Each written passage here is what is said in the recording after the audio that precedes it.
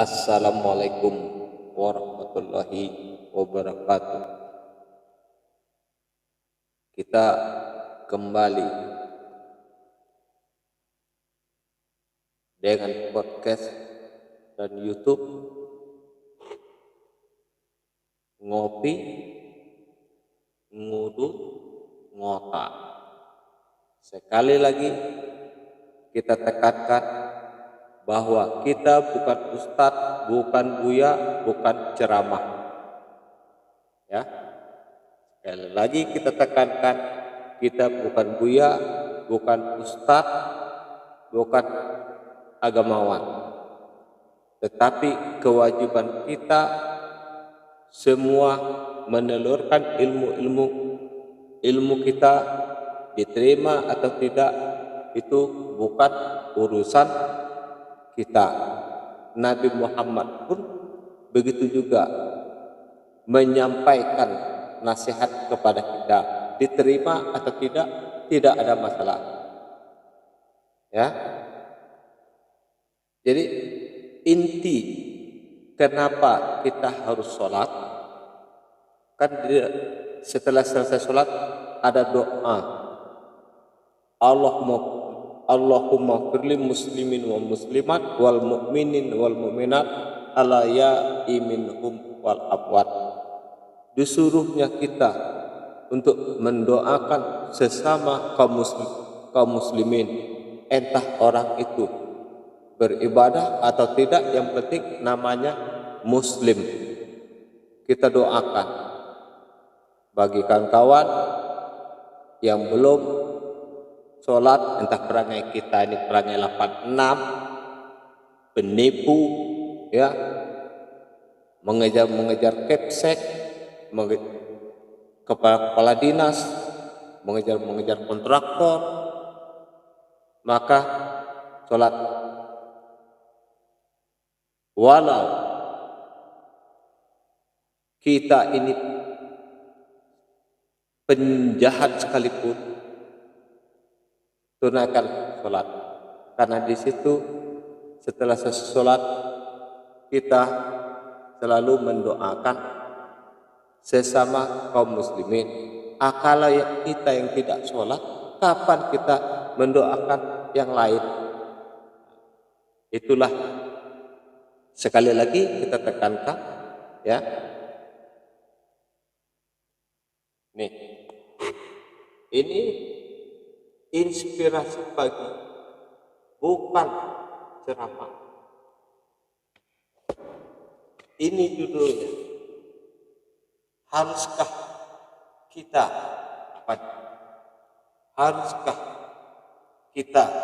haruskah hati menciptakan jarak? Ya, itu intinya. Cuma sebelum kita memulai, kami tetap ingin memberdayakan para petani kopi yang ada di tanah Kerinci.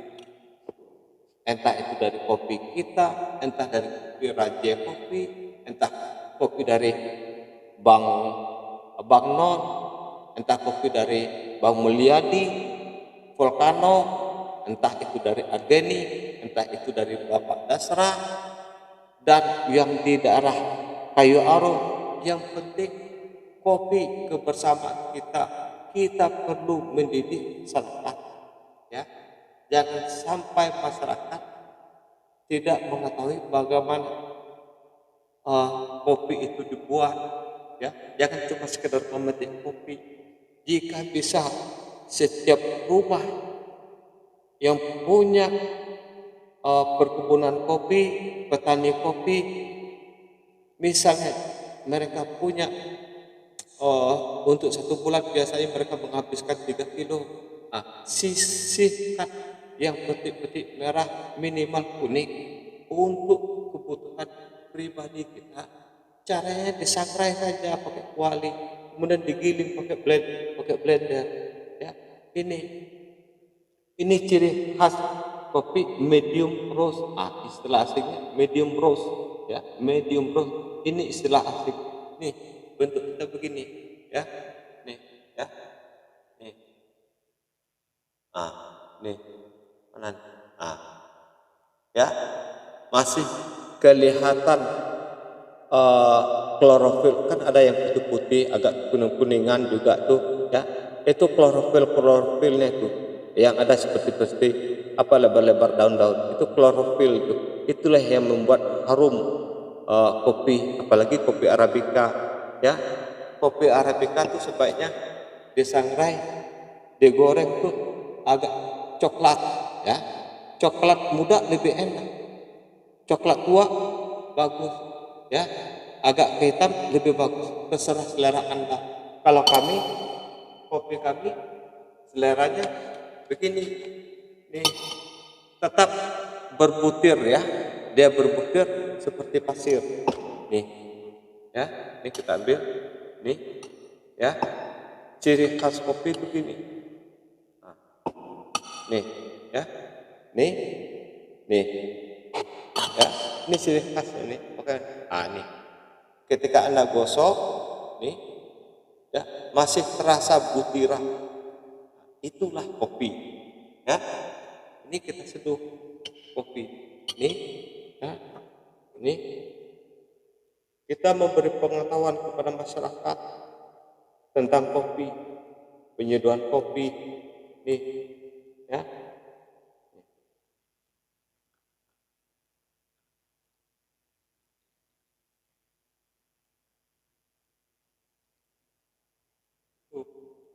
Nih, saya juga kalau ini kopi saring juga udah, bekas kopi tadi ya. Nah, ini sengaja kita buat lagi demi masyarakat Kerinci supaya terus menggalakkan perkopian. Terserah mau menjual kemana urusan mereka. Namun kita tetap ini, ada tidak kawan wartawan LSF yang mempunyai kemampuan pemikiran untuk membantu petani? Jangan kita ini oknum-oknumnya 86 pelulu mencari kepsek, sudah tuh kena tajam, kena tampar, diajak berantem sama kepsek. Saya tahu lah itu yang pernah terjadi, kita yang bantu itu, keluarga masih keluarga kita, keluarga istri itu ya. Jangan kita ini, di mana lagi banyak kejadian kita sudah ngambil uang orang, janji itu tidak kembali, menipu kawan macam-macam. Jangan kita begini, tidak, insya Allah tidak pernah menipu orang, tidak pernah menipu orang. Pernah dengar nama kita menipu orang? Pernah dengar? Tidak. Ini kita tetap melakukan pendidikan. Kalau Anda bidang kentang ya, bidang kayak Iwan Suhadi misalnya tanam kentang, usahakan itu urusan kentang ya.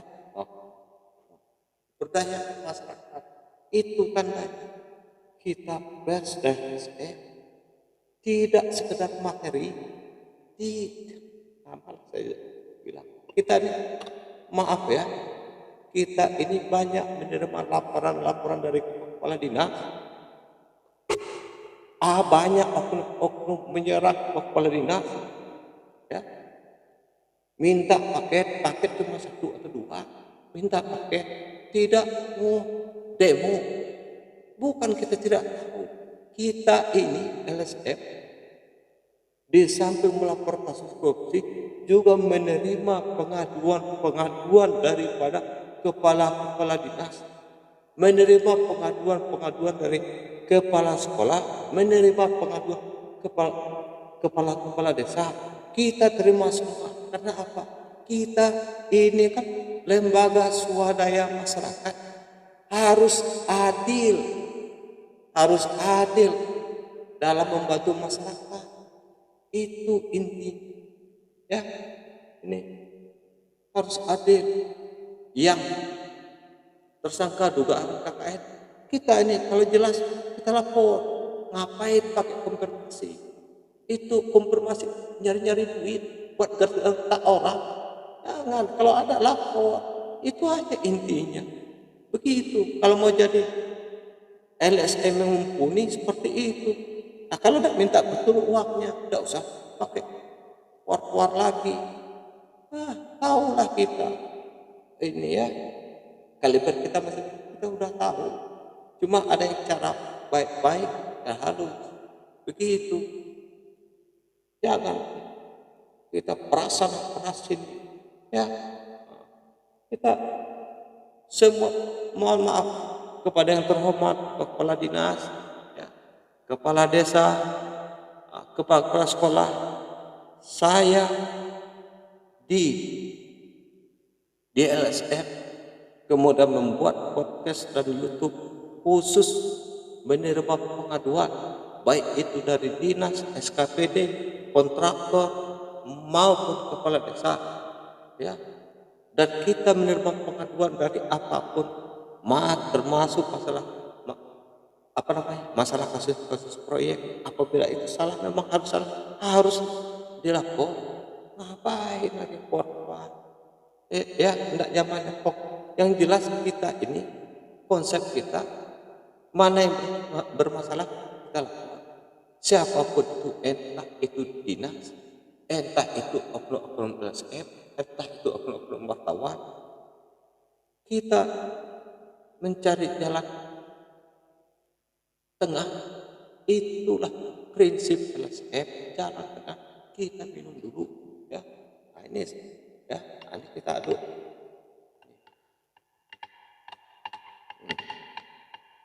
Ini pemberdayaan. Coba LSM wartawan bikin podcast masing-masing. Nih, itu tandanya begini. Ilmu apapun pakai. Ya, jangan ilmu 86 saja. Orang ini buat adik-adik ya, entah wartawan, LSM, bikinlah kreativitas. Entah itu salah atau benar, yang penting keberanian kita. Kalau kita tidak mampu, berarti kita cuma sebatas kelompok 86, kelompok tukang peras, pergi ke sana kemari jauh-jauh, kelompok tukang peras. Kalau ada masalah, temuan-temuan, lapor saja, lapor. Itu intinya. Kalau tidak, jadi penengah semua. Ya, di sini baik, di situ baik.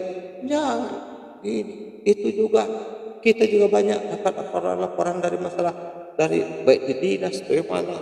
Ada yang tiap minggu minta, mantan gurunya juga dimintain duit.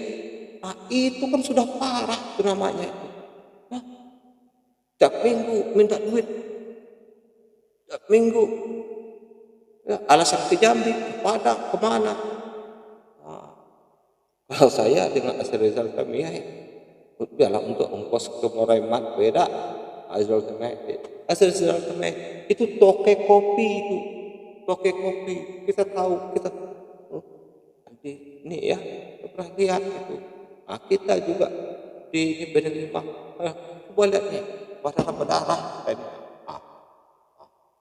ya insya Allah ya. Jadi karena poinnya ini, judulnya adalah haruskah hati menciptakan jarak, ya, bukan masalah kaidah agama, ini motivasi netral ini ya. Pada suatu hari seorang ustadz bertanya kepada para santrinya, tahukah kalian mengapa ketika seseorang dalam keadaan marah ia berbicara kuat-kuat atau berteriak? Ya, itu semua santri menjawab. Baik, ada yang menjawab karena di saat seperti itu ia telah kehilangan kesadarannya sehingga ia berteriak. Yang lain lagi menjawab, karena kita ini kecil makanya dia berteriak. Begitu. Jadi intinya bahwa ketahuilah ketika dua orang yang sedang berada dalam situasi penuh dengan kemarahan, maka jarak antara kedua hati mereka menjadi jauh, walau secara fisik dekat.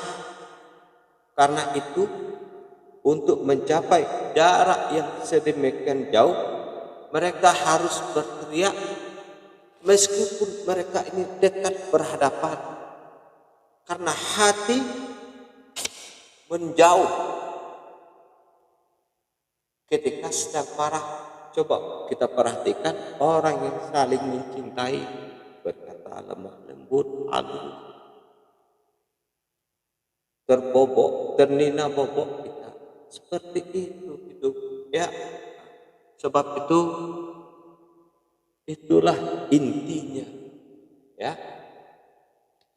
Insya Allah kita bukan buya, bukan ustaz, tetapi ilmu apapun tetap condong kita berikan kepada siapapun, bagi siapapun yang mau. Kita pun, tengok tuh para preman lewat tuh kan, bunyi kan, kencang-kencang motornya itu. Itu juga, apakah kita harus marah? Kan tidak. Nah, begitu, ya. Jadi orang yang saling mencintai, hatinya dekat, ngomong lembut, sangat lembut, sedemikian rupa.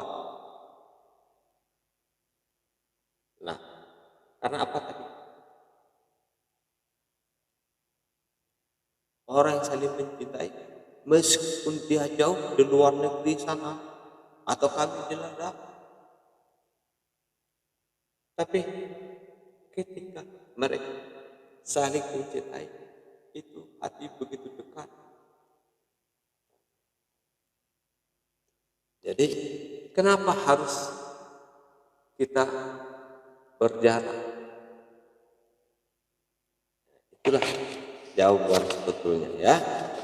Jadi sesungguhnya itu karena hati mereka yang saling mencinta dekat, hati mereka tak berjarak, sehingga sepatah kata pun tak perlu diucapkan. Satu pandangan saja, gitu, kedipan dikit, jangankan kedipan, melirik saja sedikit, sudah tahu isi hati masing-masing. Itulah hati. Jadi siapapun yang punya kemauan untuk saling cinta mencintai, saling membantu sesama, ya, itu lebih baik.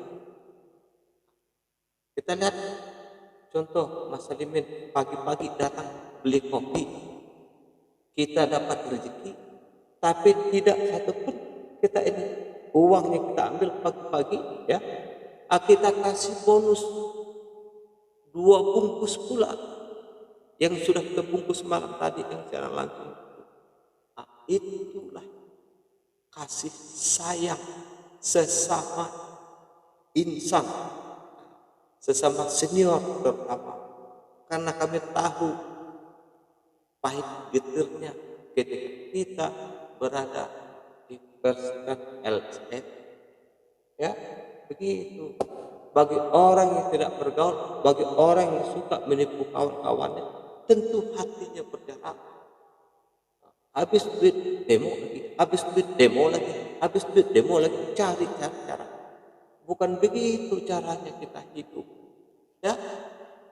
Kalau memang kita ini bagus, pintar, dan tidak mengatur jarak, ada masalah lapor, ada masalah lapor. Kenapa harus pakai informasi? Tidak ada gunanya. Kalau korupsi, ya korupsi. Jika ada masalah, ya masalah. Tidak mungkin, ya. Kita bukan hanya pandai ngomong saja, tapi kita punya fakta, punya bukti bahwa apa yang kita lakukan sampai sekarang, misalnya kasus bencana pun tetap kita kejar sampai detik ini, ya. Tidak mau kita lari. Kalau kasus lain mungkin tidak begitu. Karena apa tadi? hati kita mencintai, ya, mencintai negara kita, mencintai keuangan negara kita, apalagi yang berkaitan dengan dana hibah bansos dan bencana. Kalau yang lain saya tidak begitu paham, tapi kalau hibah bansos dan bencana dan itu